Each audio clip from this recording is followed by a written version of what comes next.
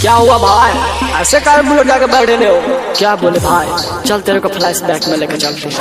DJ Umesh, DJ Umesh, DJ Umesh, Sukhipur बाजार, सुखीपुर बाजार, सुखीपुर बाजार।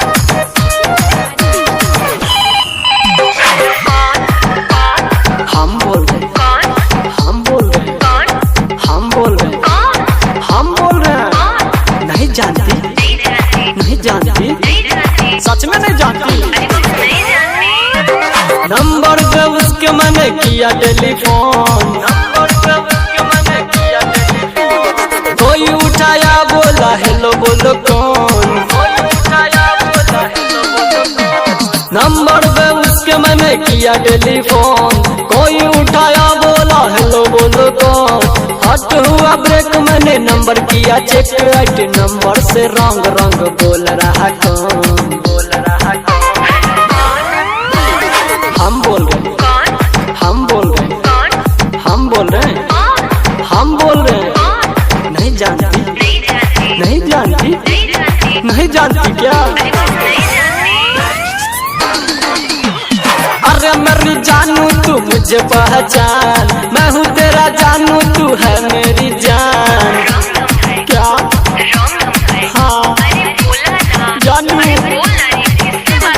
Music by DJ Umesh, Sukhipur Bazar. मेरे जानू से, मेरे बाबू से, मेरे सोना से। भाई ये लड़की तो उल्लू बना रही, उल्टा सीधा बोल बोल के हमको घुमा रही। ऐसा बात नहीं है रे, प्यार हमसे करती है, इसी नंबर से रात भर बात करती है। ऐसा बात है तो लगाओ फिर फोन, देखते हैं साला उठाता है कौन।